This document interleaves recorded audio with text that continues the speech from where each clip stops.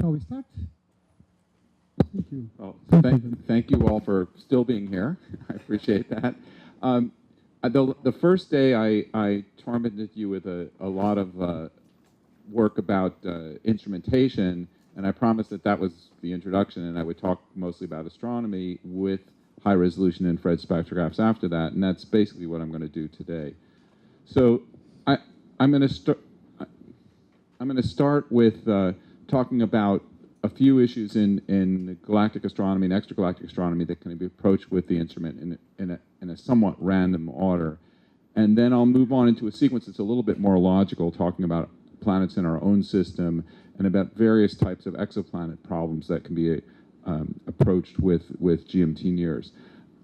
Before I start, though, I wanted to give my own kind of two-sentence argument for what the GMT will do, in my opinion. And I think really the fundamental astronomical problems of our time are understanding the evolution of galaxies through the whole history of the universe, and understanding the nature of this plethora of planetary systems that we've found over time. And the GMT and the other large telescopes are going to push us across a qualitative boundary where we go from discovering these things to studying them. If you really think about it, in all of what we've heard today, we're going to be able to get detailed information about high Z galaxies and their evolution, both in abundance and in morphology and kinematics, and we'll start to be able to actually measure the atmospheres of exoplanets and study the properties of the exoplanets, both their chemistry and the physics of the planets themselves. And that's tremendously exciting, I think, and it's something which you need a lot of glass to do, and these telescopes, with the instruments that we're building, are going to be able to do that. So I think that's really where the revolution is that comes with these. It's not going to be touched by anything else. So let me start with, this was a slide that was made by Nils Ride in Sweden, who's a frequent user of CRIRES on the VLT, as part of the argument for an instrument that didn't get selected for the ELT, and that's called SIMPLE. And it's a set of observations of fairly warm stars on the order of Arcturus, in my book, fairly warm stars. I know some of you work on 40,000 degree stars, but for those of us who do planet formation, these are warm stars. These are sort of 4,000 degree stars, and what you see is that even at these moderately warm temperatures, when you look in the infrared, so this is a stretch of the H band here, you see that there's an enormous plethora of lines here. There are many, many lines when you look at R of 50,000 or 100,000. This is the 3-0 band head of CO would be here. This becomes very prominent as you go to cooler temperatures. It's barely visible here. But then there's a huge number of lines of mostly neutral metals here, and then some diatomics. And what these afford you are the ability to measure stellar abundances with great precision.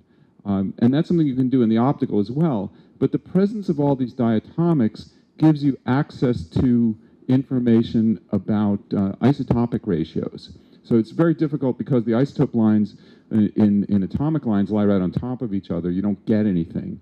But when you go to looking at vibrational transitions of molecules, and to looking at the vibrational splitting of electronic states, the difference in the mass of the two isotopes separates the lines in a resolvable way and allows you then to measure the relative abundance of isotopes. And because the isotopes are often produced through different processes in stellar evolution, they allow you to unpack how the heavy elements that are in the stars got there. So that's a critical advantage of high-resolution work in the near-infrared. Another factor is that when the average extinction at V through the interstellar medium in the galactic plane is about 3 magnitudes per kiloparsec. So once you go 1 kiloparsec away, you typically, on any given sight line in the galactic plane, have about 3 magnitudes of extinction. So if you go to a distance roughly comparable to the galactic center of 10 kiloparsecs, you have 30 magnitudes of extinction to deal with. When you go into the K band, the extinction per unit column density is about a factor of 11 or 12 lower. So instead of having 30 magnitudes, you have 2.5 magnitudes. And 2.5 magnitudes is quite manageable for many stars. You still can see things very well. What this means is that not only can we determine abundances, but we can, if we look at bright enough stars, we can determine abundances throughout the galaxy, so that we can look at the obscured parts of the inner part of the bulge.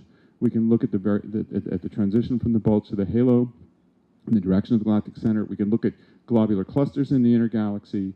We can look at stars throughout the galactic plane and study the differential evolution of metallicity as a function of galactic radius in a way that we can't do in the optical, because we just don't have access to things that are very far away, not because we don't have the sensitivity with an instrument like Andy's, but because we don't have the ability to penetrate through the dust in the galactic plane. So this infrared spectroscopy can be enormously valuable from that point of view. And there are a couple of other things I wanted to mention here. One is that because we have something like 50,000 independent resolution elements with this instrument, I showed you the sensitivity curves showing that you could see anything in the 2-mass catalog in an hour at a signal noise of 100. But to get a radial velocity of a star with this many lines per order, you don't need a signal to noise of 100. You can tolerate a signal noise of a few per pixel, a signal to noise of 1 or 2 or 3, as long as you have an information-rich spectrum like this. That means you can go very, very much fainter, because those signal to noise 100 spectra that I showed you, the principal source of noise was source noise. That is, the photon arrival fluctuations from the sources themselves. And so first you drop out of that, where you improve very quickly in how deep you can go, and then a bit more slowly as you're into the detector noise and the background noise. But you can get to very, very much fainter objects. So this allows you to measure radial velocities of close to anything you can see. It's quite remarkable. And so this would permit us to do kinematics of intergalaxy globular clusters for some of the quite faint members, and remember we have quite high spatial resolution, or to do kinematics of stars in the inner galaxy in ways that might particularly prove useful. And I'll show at least one example of that. The other thing that you can do that the extinction advantage takes advantage of is you can study the interstellar medium. Now, we talked last time about looking at the ground state of H2 and measuring the H2 abundance and then comparing that to the CO abundance to get to figure out what the relative abundance is as we start to use CO as a proxy. But one of the other interesting questions that we have is how much gas is it that's so cold you can't see? So CO is 5.5 degrees above ground, but there may be cooler clouds out there, and they'll show themselves in the J equals 0 transition, 0 to 1 transition of CO, but they won't show them in 1 to 0. So if you can look at absorption, you can look for very cold clouds or for clouds that are underexcited. And so one thing we can do is take an instrument like GMTNIRS, look towards distant background hot supergiants that don't have a lot of stellar features, and then use those as pencil beams to look through the interstellar medium and measure the true excitation of the gas along the way. Now, of course, freeze-out plays a role, but still, this is an interesting counterpoint to the work you can do at radio and sub-millimeter wavelengths. Okay, then another thing that some of our colleagues have pointed out to me is that this ability to get clean information out of the infrared spectra of cool stars.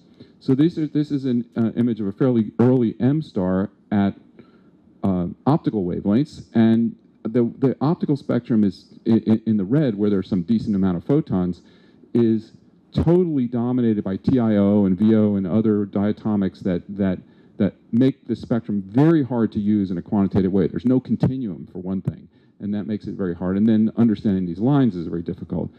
There aren't many of those lines. So this, again, is the CO3 to 0 band, but there are just not that many molecular lines in the near infrared. And so you have a clean access to many of these atomic lines that then gives you a way to measure parameters.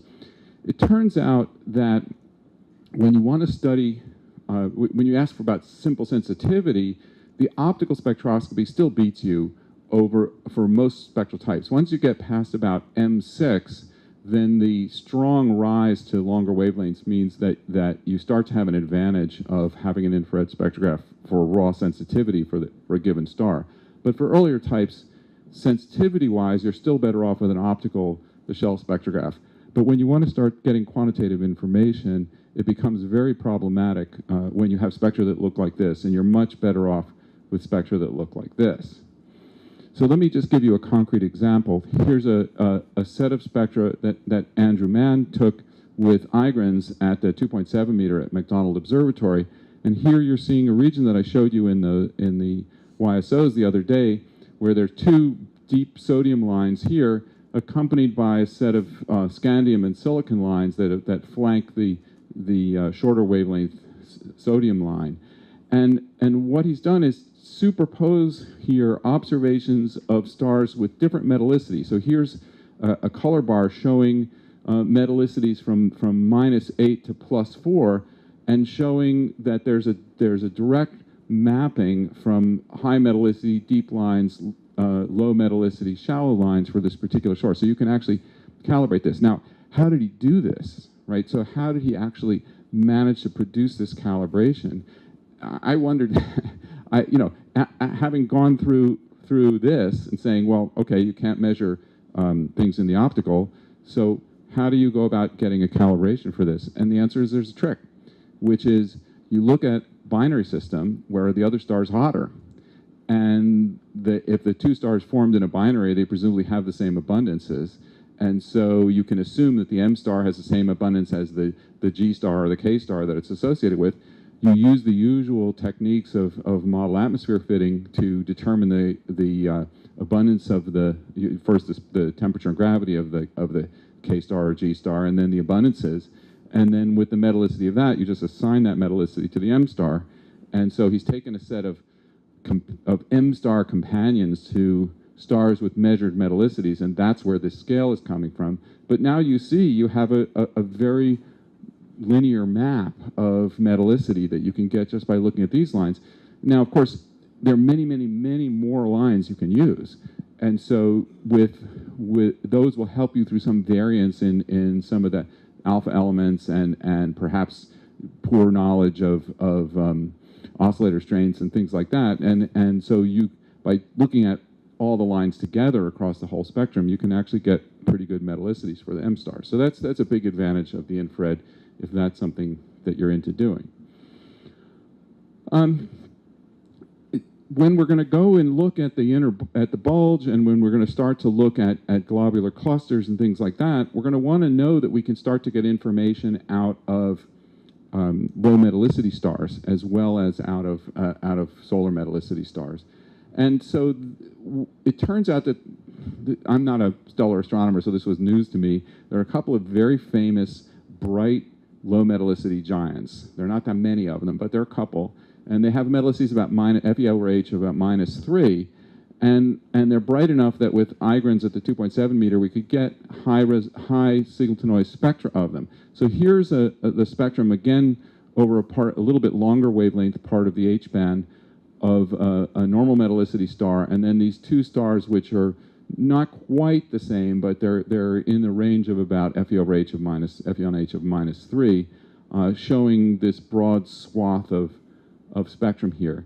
And there are quite a lot of metal lines that are still available, and this fuzz you see, as you'll see in a minute, a lot of this fuzz you see is actually lines. We're still not down in the noise here, so there's more information to be had. Here's the interval running out to the CO band heads, the 2.0 and 3.1 band heads of CO in the K band, and we're able to get good agreement for the metal lines that are well represented in the optical with analysis of these metal lines that you see here. And it's quite remarkable that in this source with a metallicity FE/H of -3, that you can still see CO, that two heavy elements hooked together is favorable enough that you wind up with strong CO lines, and that's kind of a trick of how the atmospheres work in these stars. And these are fairly warm stars, so CO is not super strong. They're about 4,000 degrees, these stars. But what this shows you is that as we want to now explore metallicity as a function of galactocentric radius, that even looking at stars that are relatively low metallicity, we're going to be able to get the parameters out of them in the infrared without any recourse to optical measurements. So this is a very valuable kind of proof of concept for that. This is now a blow up of one of the spectra, and I wanted to show you this just to give you an idea of the capabilities of a fixed format instrument. So IGRINS is essentially IGRINS looks just like what the JH and K pieces of GMTNIRS will look like. It's a fixed format instrument. Everything from the slit back has no moving parts. And everything's nailed down. There were never any adjustments in the instrument except some shims that we put in. And so here, what I want you to note is the scale, in particular on this lower plot. So this is, the continuum is set to 1. This is 0.98 here. This is 0.99 here. So this is a line that's 0.8% deep. This is a line that's about 0.5% deep. And you're seeing that, you know, in some areas where the atmospheric cancellation is not so happy, it's not perfect. But this looks reasonably close to random noise with a line that's twice as deep as that. So you can still imagine detecting lines that are 0.5% deep without too much trouble here. And this does not represent an enormous investment of exposure time. So one could potentially do a bit better. But we know we can do at least this well. Let's get good signal to noise on 0.5% lines. And that means that we can do a lot of quantitative spectroscopy, even in things that have very, very weak lines. And that's very promising for many of the more quantitative applications that you can imagine. Here in this top one, you'll notice some OH lines, and that's another thing, that the OH lines give you a chance to get oxygen isotope abundances, which are very interesting in terms of understanding the evolution of abundances in the trade between where the different isotopes of oxygen originate in different types of supernova explosions. Okay, so in this slide, what I want to emphasize is what the high spatial resolution does for you in terms of science capability. So we have, remember, a slit that's about an arcsecond long and is 65 milliarcseconds across. And when we have a good guide star, we should be able to get to, in JH and K, to a resolution of about 25 milliarcseconds along the slit. And we can, again, as we did for those observations of Orion and H2, make a poor man's IFU out of it by simply moving the slit up and down across a source like this, and start to unpack the inner parts of globular clusters for the strong sources, measuring everything about the stars, abundances, temperatures, gravities, and so on, and for all the stars down to maybe 19th or 20th magnitude, being able to measure velocities. So we're able to look at obscured globular clusters, and we'll be able to look at the centers of globular clusters and measure dispersion in nearby galaxies, and we'll be able to get a lot of detail on the information about individual stars, even in the cores of globular clusters where optical spectrographs can't go because they don't have the spatial resolution. So this presents quite an opportunity for studying globulars. What you're seeing here is a kinematic diagram based on proper motions measured over a period of about 13 years for the inner part of our galaxy. So these are measurements that are made first with speckle and then later with adaptive optics for the motion of the stars in the inner part of the Milky Way as they orbit the 10 million solar mass black hole in the center. Our slit size is about the size of these blue circles in this picture. So this upper blue circle here. So you can consider this to be kind of a measurement, an indicator of our resolution. And so we'll be able to look at these individual stars as someone else with imaging is precisely, and people are doing this now with interferometers to exquisite accuracy, would be able to measure the velocities of these stars down to the 100 meter a second or 50 meter a second level, And S1, which is the one on the tightest orbit here, this is only a 10-year orbit, I believe. That one, we should be able to see the actual general sophistic effects on the velocity because you can measure at that precision.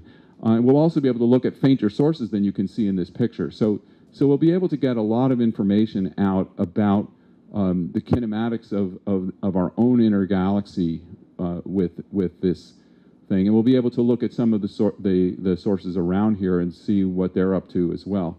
But these are very much the very inner sources that are there.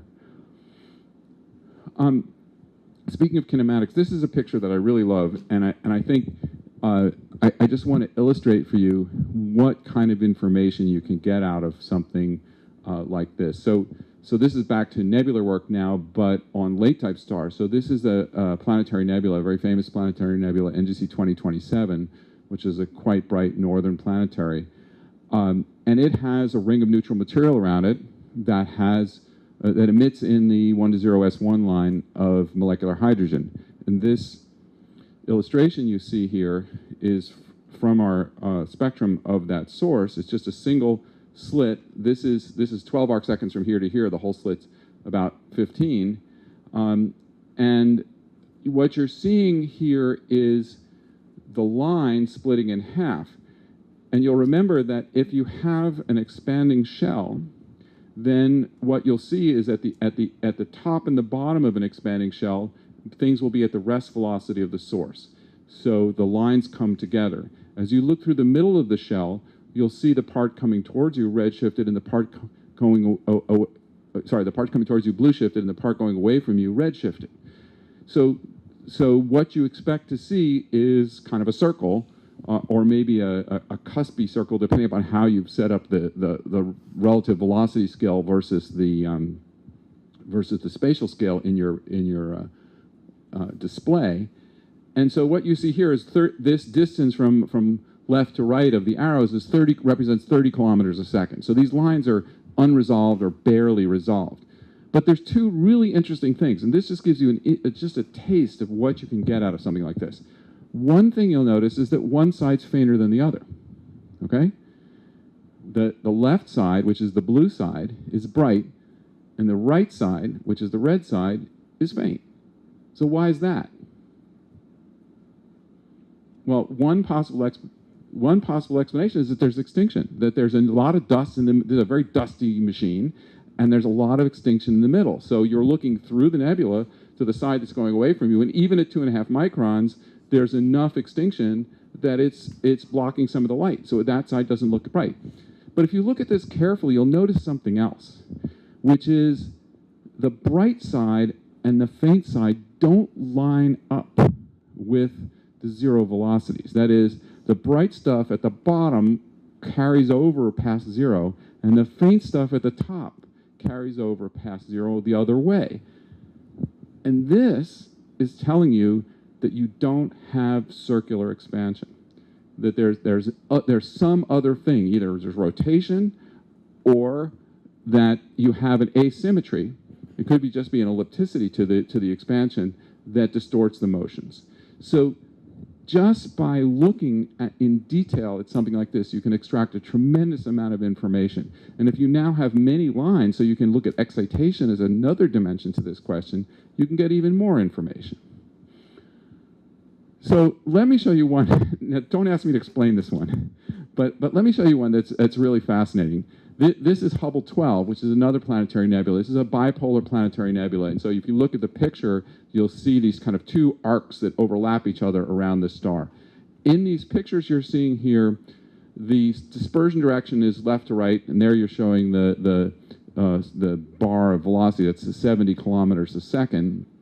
And then the slit runs up and down. And what we did on this source was rotate the slit. So this is another poor person's IFU. We just took the slit and turned it to different angles and made measurements. And so we covered most of the source in doing this, and we haven't put it all together. So on the left, you see bracket gamma. And the stripe that goes through the middle, that's just the continuum of the star every time. And bracket gamma just looks like a fuzzy blob.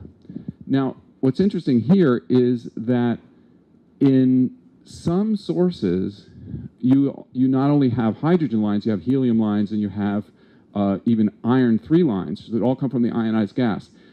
And because these other atoms have higher atomic weights, the speed at which they move when they're thermalized, the actual motion that you get in a thermalized gas is smaller by 1 over the square root of the mass, of the atomic mass.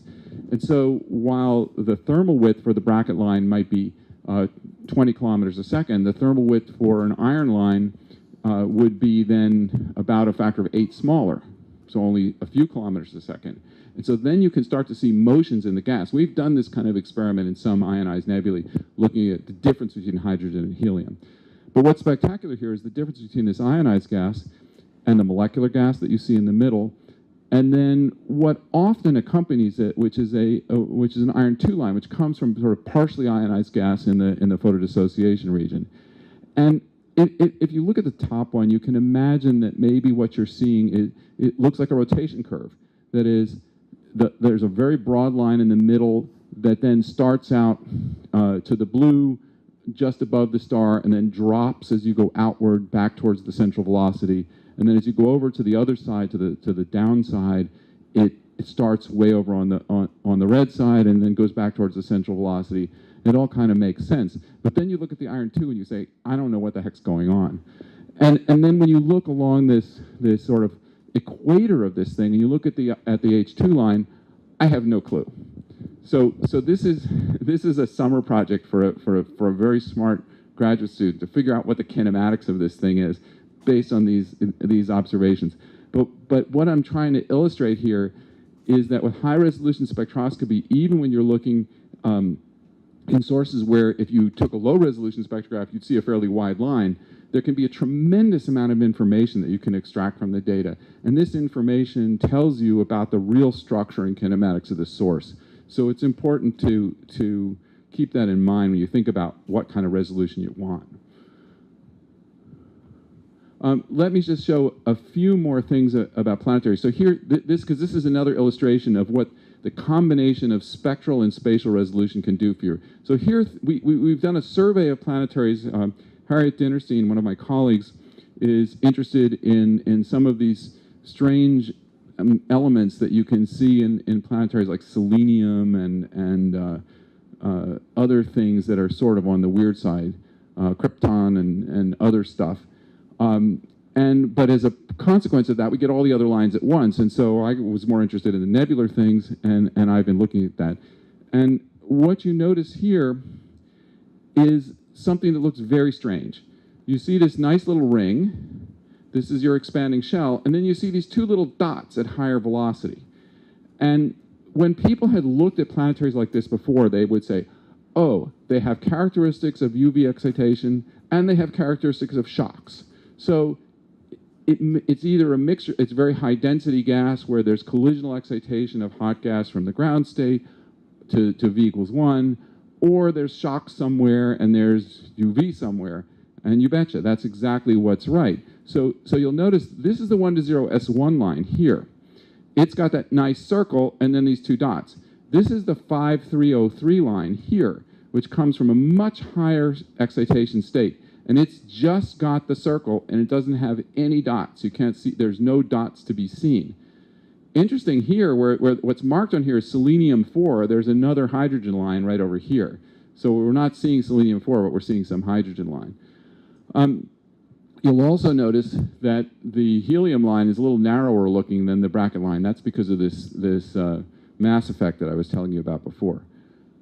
Okay, so now when we look at the excitation, you'll remember when I showed you the photodissociation regions last time, I said that this sawtooth was the telltale of UV excitation. That because what you're doing is exciting to a high electronic state and then cascading down through the various low vibrational states within the ground electronic state, you wind up with this sawtooth pattern where many different V levels are excited and many different J levels, but that the high J levels are much less excited than the low J levels. So looking across this way, from one V to another, you see a line, which is what you see from thermalized gas, but when you go to different J's, you get this real sawtooth. That's what you get when you get the UV excitation, even if there's some collisional modification. When you center up on the bullets, what you see instead, first of all, you only see the first few vibrational levels. You see V equals 1, that's the gray here, and V equals 2. But you see this perfect straight line with V equals 1 and V equals 2. This is characteristic of shocks. So this is exactly what you expect from shock gas. So what we think is happening here is there's this expanding ring of neutral gas that's ionized by the central star, or that's excited by the central stars, which are 40 or 50,000 degrees. So there's ionized gas in the middle that we see in hydrogen and helium. And then in addition to that, there's a bipolar jet that's now intersecting gas along its line of sight. Remember, this is the spatial direction. This is just higher velocity. And that shock there is then occurring at a higher velocity in this jet and producing this emission at these two positions. We see this in a certain fraction of these young planetary nebulae. So what people with either poor spatial resolution or very good spatial resolution but poor spectral resolution before had seen as a mixture of these two physical phenomena, when you have good of both, you can separate them. So it's really important to be able to do both. So there are a few people at UT who wanted to use Igrins to look at things that I knew had very wide lines in them. And I told each one of them in as polite a way as I could that they were stupid. And but I think the message got across, and but not only were they stupid, but they were stubborn. And not only were they stubborn, but they were right. And that's a great thing, because several experiments were done on objects that have very, very wide lines that turned out to be very interesting. So this is an observation of a cataclysmic variable, SS433, where you see this series of high-lying bracket lines that, because you can resolve their profiles, are you're able to see this characteristic shape of that you get from a rotating disk. So this is the disk, this is the accretion disk right around the compact object. And this line here is Paschen alpha. And if anybody knows anything about the infrared spectrum, you'll know that Paschen alpha is not a line we can observe. It's a line that sits right between the H-band and the K-band, in fact, closer to the K-band than the H-band. And this is a blue shifted, this is a super high velocity blue shifted jet that you're seeing. You ask me, well, this is a hydrogen line, and these are hydrogen lines. Why am I seeing this jet here, and I'm not seeing some version of it over here in some other line? So here's another Paschen component over here. And the reason is that this is stronger line, and it's opaque. So we're able to thread those 20-some orders that are in the K-band together pretty well and make a nice continuum out of it. So we can look at broad lines and get an accurate result.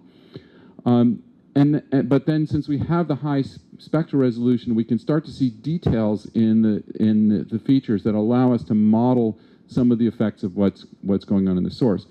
But I want to also suggest that if you can afford it from a signal-to-noise point of view, so remember that plot I showed where I traded off resolution and sensitivity as a function of whether or not you'd resolve the lines and what your signal-to-noise was. And there's some circumstances where you don't lose too badly if you average together pixels, in particular if you're in the source noise limit. It turns out there's a real advantage to for two different types of observations of having high resolution even though the lines are going to be wide. One of them is when you want to look at embedded early type stars. When you want to look at OB stars and characterize them in massive star formation regions, you need to go into the infrared so you can see through the dust that surrounds them. But also you typically have a tremendous amount of nebular emission. And the nebular emission's in hydrogen and helium lines. But the nebular emission is narrow, and the stellar lines are wide. So if you have high spectral resolution, you can just cut out the part where the nebular lines are and then fit the spectral shapes of the rest, and you can actually characterize the stars much better than you could with low-resolution spectroscopy, where you'd have to be subtracting emission from off the source, and that might not be completely desirable. The other thing we can do with sources like this, and possibly also even with more normal sources, is we can take advantage of the fact that the Earth goes around the sun. So the plot I showed you the other day of the OH lines, the OH lines are in the Earth's atmosphere. So they're fixed in Earth's frame of reference. But as the Earth goes around its orbit, going through plus and minus 30 kilometers a second, with 7.5 kilometers a second resolution, those lines appear against 8 different places in the spectrum over the course of half of an orbit, a course of 6 months if you're in the ecliptic plane, somewhat less if you're elsewhere.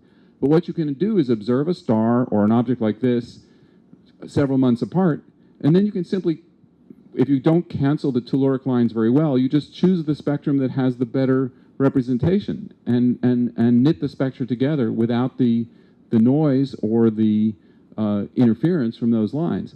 And you can improve the quality of the data you get. You can use the same trick on galaxies to get rid of the telluric lines and see the part of the emission that's behind the telluric lines.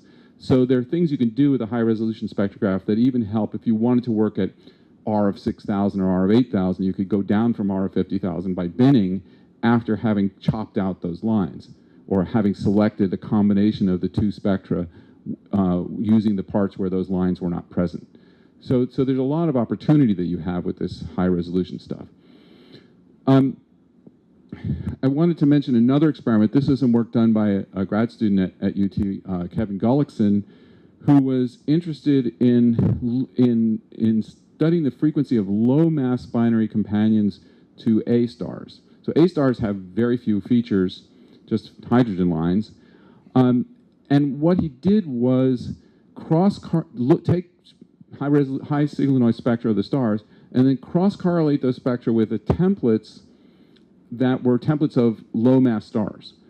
And by adjusting which template he used, he could get some information about what the spectral type of the companion was, because the closer the match of the template to the actual source, the higher the peak would be in the cross-correlation function. The width of the cross-correlation function tells you something about the V sin I of the object.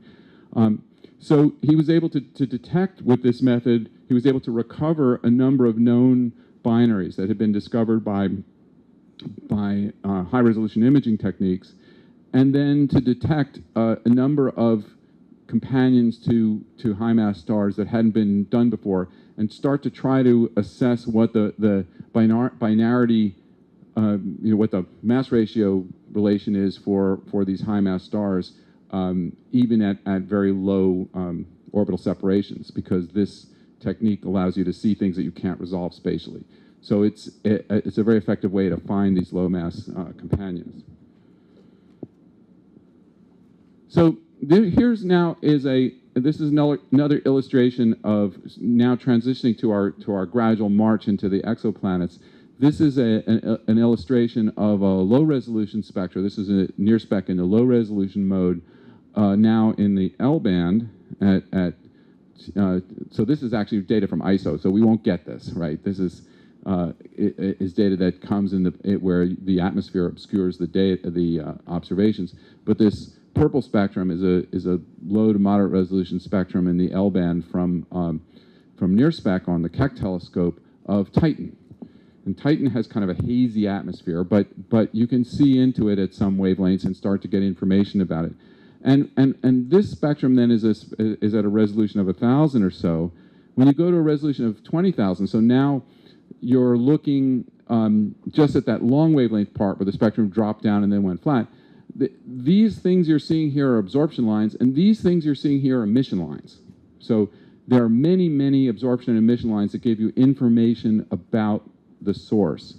This, you can imagine now if we went to R of 85,000, so we went to four or five times the resolution, how we could then use both the relative strengths of these lines and then the shapes of the absorption lines to start to understand abundance as a function of pressure in the atmosphere of Titan and start to understand the physics of Titan's atmosphere here. But there's something more, which is Titan is 0.3 of an arcsecond across. Our spatial resolution can be as good as 10 times that, and that would then allow us to actually look at Titan as a function of latitude, to look at and to look at different parts of Titan's atmosphere at the same time, looking at how insulation affects the chemistry and things like that. So there's a lot of planetary physics you could do with an instrument like this. These are spectra of H3+ lines in the M band from Jupiter. Jupiter has a very strong magnetic field that's then outlined very prominently by the ion tail from Io. And there's active chemistry going on in the upper atmosphere. There's kind of a ring around the north pole of Jupiter that we see that emits very prominently in a number of molecular lines as the gas gets excited by these ions. And H3 plus there's some non-equilibrium chemistry, and H3 plus is very prominent, but there are other molecules like HCN and things like that that you can see there. And we can't do this in Jupiter because unless we're going to spend a lot of money tuning up our AO system to work with extended objects, which can be done, we're not going to do it just for Jupiter. So the reason I'm showing this slide is you might expect Jupiter-like planets and other systems to have auroral emission as well. So there's the possibility that if we get another system with a very active auroral component, that we'll be able to see complexes of emission lines from its atmosphere that are not what we would have expected just from the normal considerations of how hot is this source and how far is it from the star and so on and so forth. So the unexpected may be expectable in exoplanetary systems with Jupiter-sized things if they have strong magnetic fields and they happen to have another source of ions that can then excite the molecular gas in their atmospheres. So I just wanted to show this as an illustration of what can happen. We're not likely to go after this one with this instrument. This is really my favorite. So this is an observation from the commissioning run of IGRANS from 4 years ago, and it's a spectrum of Saturn. And what you see is methane in Saturn's atmosphere makes a large fraction of the K-band dark. So that's all this stuff down here is obscuration by methane in the K-band. And so you don't see much of anything. The slit on the instrument on the 2.7 meter is about 15 arc seconds long, which is almost exactly the size of the disk of Saturn. So all we did was take the spectrum and flat field it and then just display it. And if I take a little part of the spectrum from up here, from the short wavelength end of the K-band, and I blow it up, I see this. And if you look at this forest of lines, you'll notice something, which is some of these lines are straight up and down, and some of these lines lean over. So here, for example, is what looks like a triangle, where the two lines start at the same place here, and they're well separated here. Here's something that looks like a parallelogram, where there's a straight line from one apex to the other, and then there's two lines leaning over from one side to another. What you're seeing here is the power of high-resolution spectroscopy. The straight up and down lines that you're seeing here are telluric lines. They're lines in the Earth's atmosphere. The lines that are leaning over are lines in Saturn's atmosphere. Saturn is rotating fast enough that the spectral lines from Saturn lean over. You don't even have to divide out the Earth's lines to be able to tell which are which because of this effect.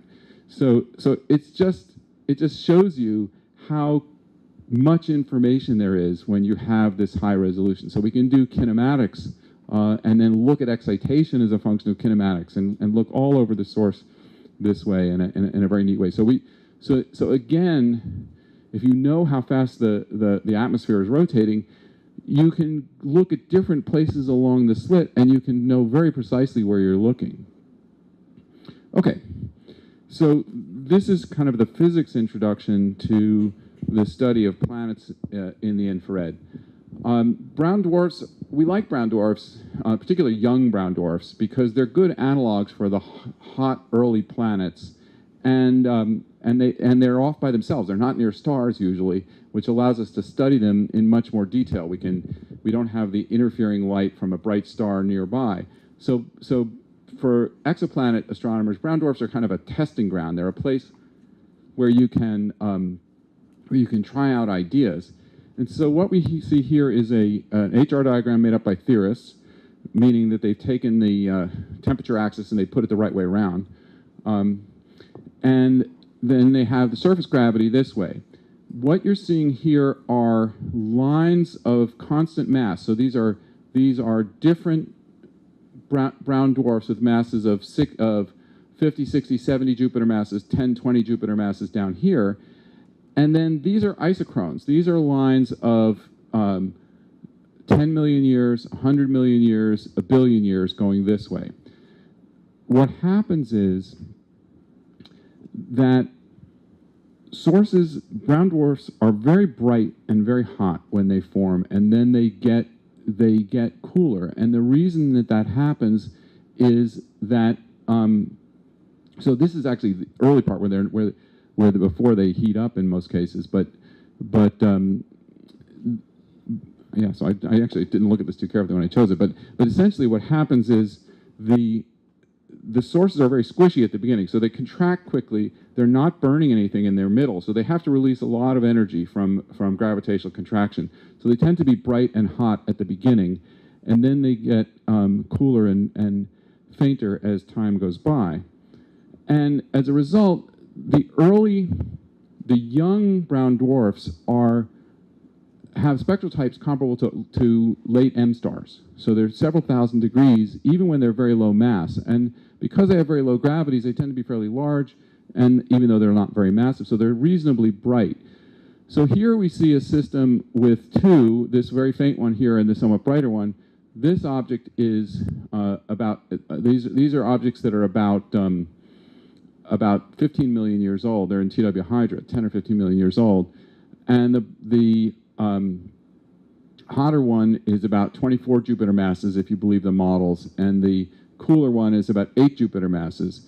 And you can compare then, here's a series of dwarf spectra at moderate resolution, and here's the 2M1207A, here's 2M1207B, the lower mass object. So these objects are easily separable and easily observable at high resolution, which will allow us to measure rotation rates and get temperatures and gravities with much more accuracy in these types of sources, and try to understand what these very young objects. So this is within the mass range that we see planets in. Did I do that? No. Okay. Here's another one that's been discovered with adaptive optics recently. And here you see some of the things that we've talked about in the other sources, the sodium feature and then the CO bands. There's a lot of absorption of water right at the edge of the region between the H and the K bands in these sources as the wings of this strong water line spread out. But then there's in the J band, a wealth of atomic and molecular lines that help you to diagnose the characteristics of these sources. And so this Roxas 12b is about 17 Jupiter masses. These objects here, there aren't any good spectra of yet. They're quite faint, but they're easily doable with GMTNIRS at high spectral resolution. The separations, 0.2 of an arc second, we can put down slits on these and get them separated from each other. And they're estimated to have a mass of about 3.7 Jupiter masses. So this is well within the range of Jupiter-like objects in exoplanetary systems. So by looking at these spectra, we get an idea of what young planets really look like and can start to really characterize the physics here. So that's the brown dwarfs as a kind of a model system. That's one thing we can do. I wanted to talk a little bit about radial velocities, and this discussion goes to the reason why we didn't design GMTNIRS to be a precision radial velocity machine. To do that, we would have had to give up, to get the stability we'd need, we'd have to give up a lot of sensitivity and a lot of flexibility because of all the coverage. And so we didn't do that. And one of the reasons was that my main interest in radial velocity studies is looking for planets around very young stars. Now, why would you want to do that? Well, in order to understand how we make this transition from cores to disks to stars, we want to know when the planets form, because we want to understand the relationship between the disappearance of the disks and the formation of the planets. There are competing theories for planet formation that go from core accretion or from dynamical instabilities in the disks. And one of the main predictions is, in a dynamical instability scenario, you can form large mass planets fairly rapidly. And in a core accretion process, it takes time. You have to build up the rocky cores before you can start to bring together the icy mantles and then the gas along with it. And so if you can find even a few, you don't need to have a thorough survey with statistics. If you can just find existence proofs of young planets at a very young age, that already puts constraints on the models that in some cases they must be able to make Jupiter-mass planets in 1 million years or 3 million years or 10 million years, depending upon how old the star is you find.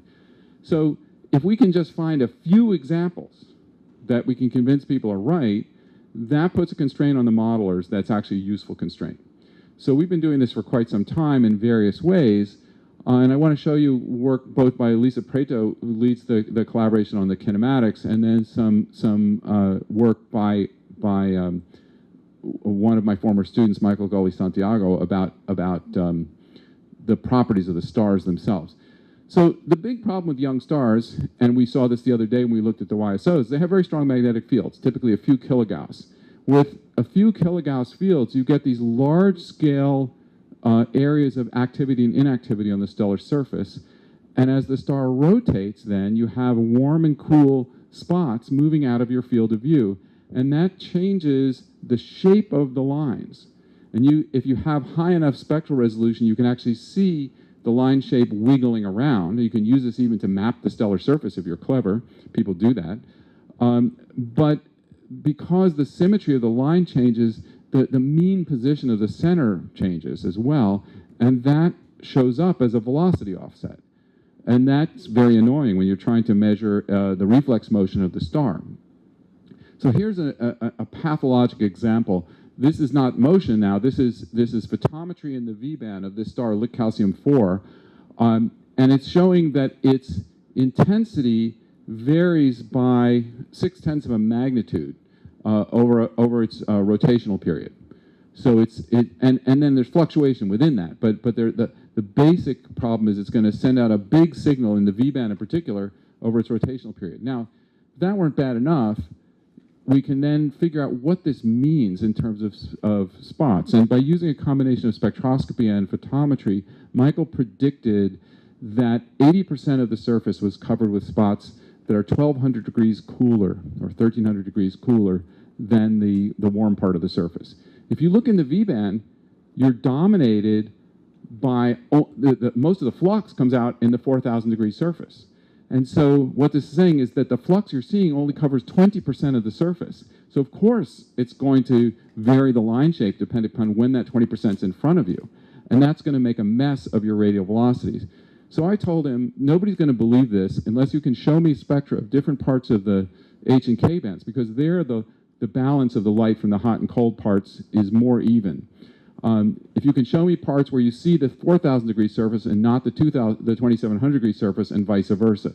So here's a segment around 15,020 angstroms where you have then in blue the hot surface and in red the cold surface, and you see basically the hot surface in this illustration.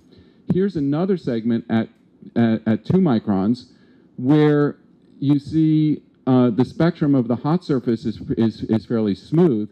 Here's what the spectrum of the cold surface looks like, and here you're seeing cold surface. So this is an argument that you actually have these two widely separated temperatures on the surface, and that the cold stuff covers most of it. So what the effect of that is here's an observation we made, kind of a false positive, where if you look in the optical, these unfilled points are showing the radial velocity variation of this star V827 tau, and then the filled points are an infrared measurement of the same star. And they show hardly any variation. So this is not a planet moving around the star, not a hot Jupiter. This is just spots going around. And the spots, because there's less contrast in the infrared, don't show up as much in the infrared. So it says you want to do your searching in the infrared because there's less of a mess from the spots. And so in the less pathological cases than Calcium-4, we have the potential to be able to search. But because the spot noise is big, we don't need super high precision. We're only going to be able to find hot Jupiters. So we can use GMTNIRS to look for hot Jupiters, and the telltale is going to be whether the radial velocity variations are the same in H as they are in J as they are in K. Or we'll do it with GClef at the same time if we can see it, and if the variations are the same, then that's the telltale. So here's an observation where we think we actually have a detection. This is not the rotation period. This is a 9-day period, applies 11 Jupiter masses in a 2 million year old source. Now, it's messy because of the spot noise, but it's moderately convincing. So we're continuing to monitor this object to see whether we can convince ourselves still that this is in fact a detection of a hot Jupiter. And we're looking at other sources as well. Okay, so let me move on to the to looking for exoplanets themselves. There are a number of ways that we're detecting the continuum from that we're detecting exoplanets apart from radial velocities, and one of them has been this very exciting detection of ones that we can see with high contrast adaptive optics. So this is the famous HR 8799, and 8799 the planets are bright enough that it's actually possible to see them. To actually take spectra of them with some of the new high contrast AO instruments. And these kinds of sources are bright enough that we'll be able to access them at high spectral resolution. And again, characterize some of these distant massive planets in relatively young systems that are still fairly bright because they're young with our instrument. And what you can do is put the slit down in a way that you collect the light, the starlight, over here and over here, and then you collect the planet light here, and planet and starlight here, and then you can use the information from the starlight there essentially to do a sky subtraction, which takes out the stellar light along the stellar scatter light along with the sky. Here's beta pic B, the same kind of thing, and let me remind you back now to that spectrum of Titan, where when you look now at this stuff that's being done with GPI, and you're seeing R of a few hundred spectra, and you're seeing here that peaky H band and then the K band, it tells you something about the surface gravity of the object and about its surface temperature. These are young planets that are fairly massive, and so they're quite warm.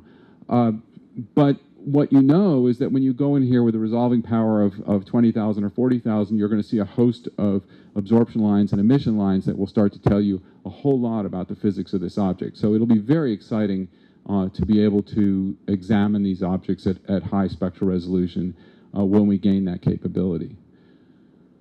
This isn't just an example of that kind of thing. So this is an observation by the Snelling group at Leiden with CRI-RES, where Andy talked about this in his talk, where what they've done is stack all of the different independent CO lines on top of each other from this object, and then looked at the resultant average spectrum, and that's what you see here. And this is their resolution in a dotted line, and what you see is that this line is significantly broadened beyond their resolution, and they are taking that as evidence for rapid rotation of this planet.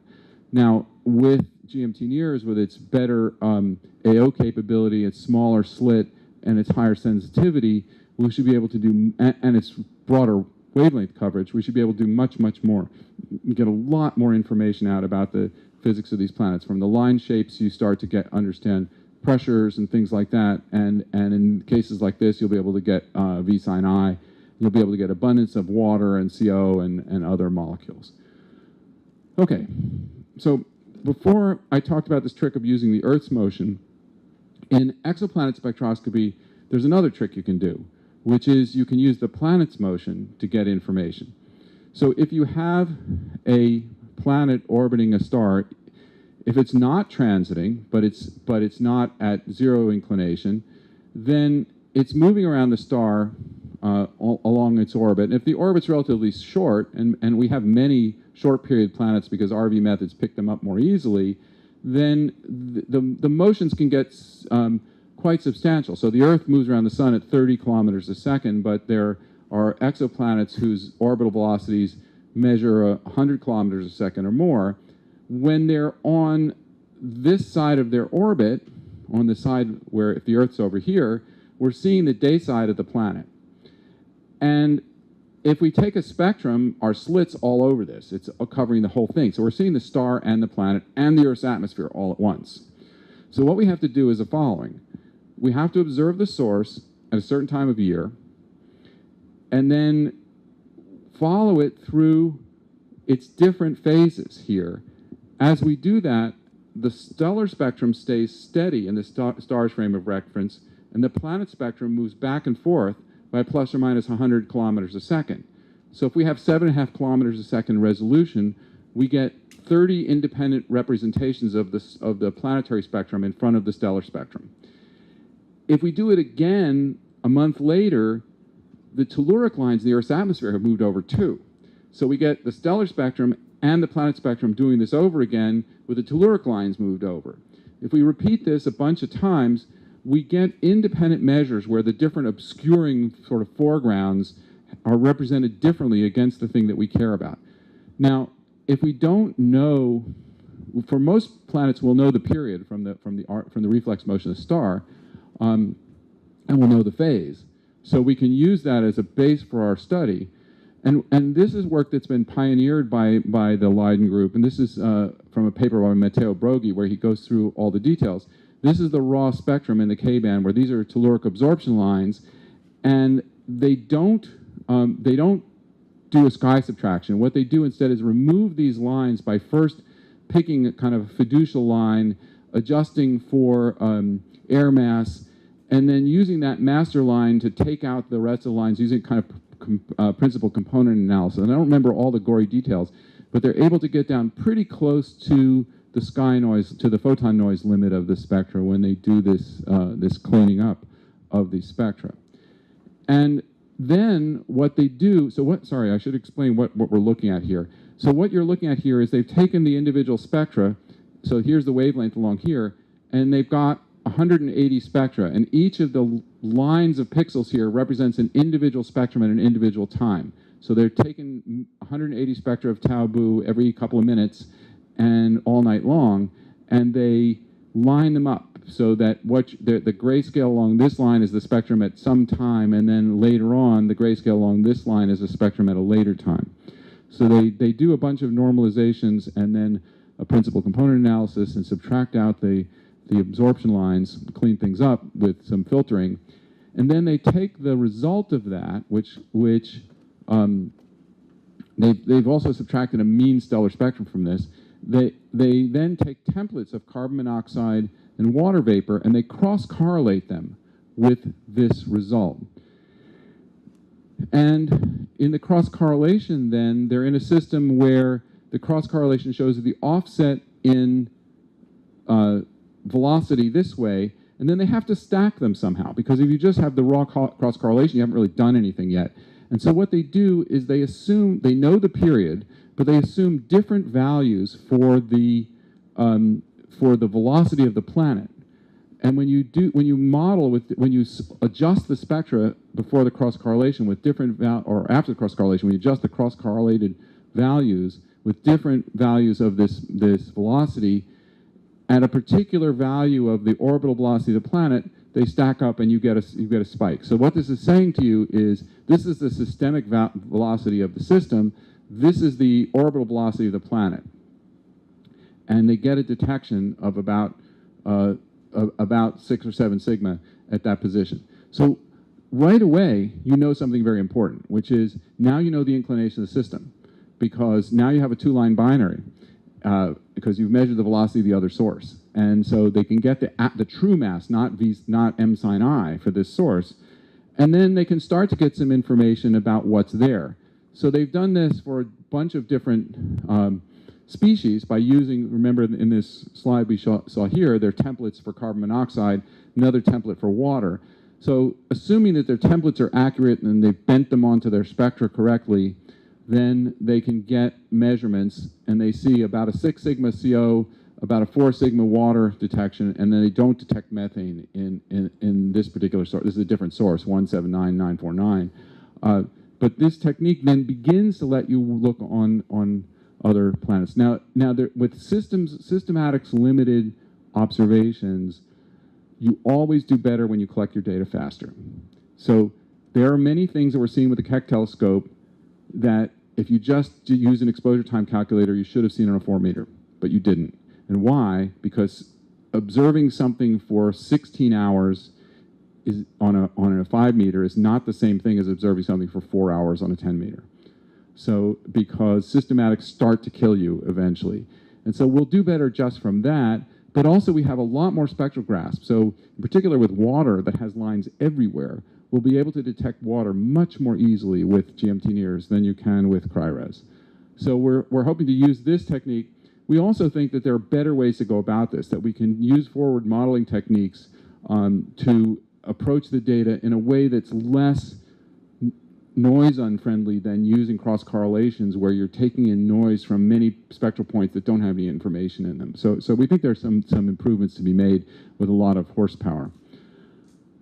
Andy did show this before of the transit spectroscopy, which is another aspect of this. And again, this is looking at signal versus time. They show you a cheater thing here by injecting a false signal that looks exactly like what you're supposed to see, and then you're supposed to look at this fuzzy thing here and say, oh, this looks just like that. But formally, they're getting detections when they do this. So they've detected, and this group's not the only group that's done this, but a number of people have done transit spectroscopy. One of the exciting things we've talked about is the possibility of actually using GCLEF and GMTNIRS at the same time to be efficient about it and doing transit spectroscopy together. So we're thinking about that as a possibility, and then we'd be able to detect many species at once. So this is a these are all things that are going to need a tremendous amount of brain power to make work, and not just on the instrument, but also on the data analysis. This is going to be a very hard problem to work. And as we've seen with the 8-meter class telescopes, improving the instruments over time and improving the data analysis techniques over time has brought significant gains over what we thought we could do at the beginning. So this is why I think we're going to be able to actually look at the physics of Jupiter-like planets in this time and maybe even detect lower mass planets. So one thing I wanted to mention is in addition to the oxygen lines in the visible, there also are oxygen lines in the near infrared. And the functional, at the J-band, the functional resolving power of GMTNIRS is significantly higher than what we're using, the 65,000. We have that slit in there so we can work at 5 microns. It is in principle possible to pull that slit out if you're willing to warm up the instrument. So this would be taking the instrument out of service for general use for months at a time, but to put in a slit with 2 or 3 times the resolving power. The optics will stand up to that. The sampling of the slit is 3 or 4 pixels, so you can probably gain at least a factor of 2.5 in resolution over the 65,000 we have. And that would then afford us a chance to at least use these lines for trying to do this experiment. The J-band's much messier, though, because there's a lot of OH lines in here, so it's not clear that this will bear fruit, but it's something to think about. And then finally, I wanted to mention this paper by Snellen where he looks at the idea of combining extreme AO and these cross-correlation techniques. And he argues that it's all a systematics game, and if you do the 2 things together, that you can gain significantly in contrast, and you can get a lot of the mess out. So what he's saying is, imagine the kind of analysis of Broggie that I showed you that Broggie has done on these other sources, and the other members of the Leiden group have done on a number of sources, and a few other people have used the NIRSpec on the Keck, where they're detecting planets that are 1,000 times fainter than the parent star, these hot Jupiters, in various lines.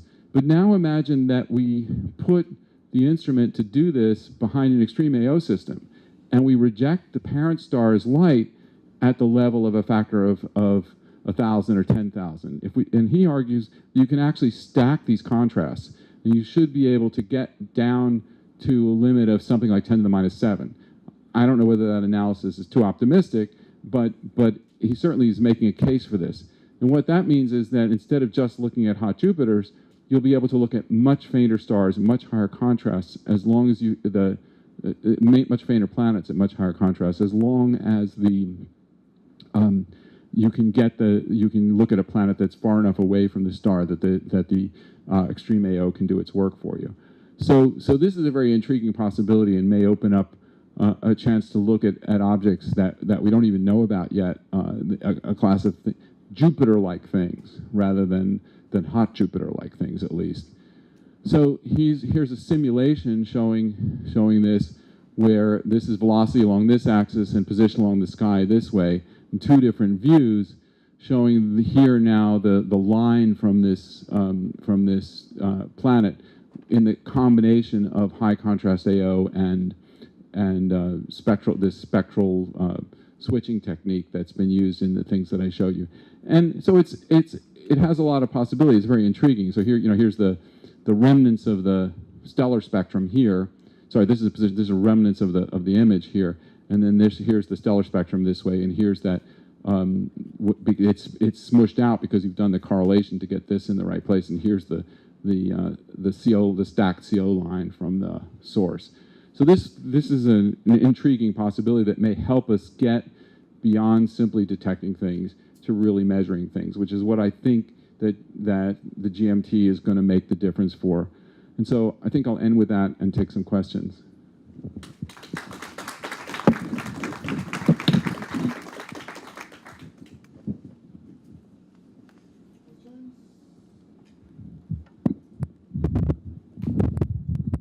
You guys cannot be that tired.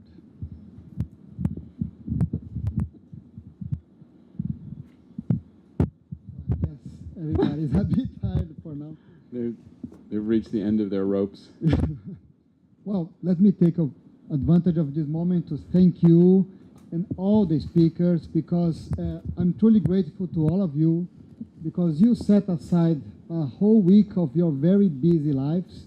You set aside your job and your families to be here for our benefit, and we are truly grateful for that. So thank you very much to you. On behalf of all of us, it's really been a pleasure, and it's been a lot of fun interacting with all of you this last week. So thank you, too. Thank you. And I just would like to apologize in the name of John Steiner, who couldn't be here for health reasons. He helped a lot for the realization of this school. And there's a bunch of people working, not just me. It was a commission made by Claudia, Gaston, myself, and Roderick, which brought this event to light. And thank you very, very much for coming. I hope you guys realize, for you guys, the newest ones in particular, will be in the beginning of your careers when these instruments go into the sky, the amount of opportunities that will appear. So now we are trying to predict a bit what could be done. And there's a lot of new stuff, as you could just see right now. And there's all the stuff we can't predict, because we don't know yet. So that's very exciting. Doing astronomy at this particular time, it's very exciting. So take advantage of that. And thank you very much for being here.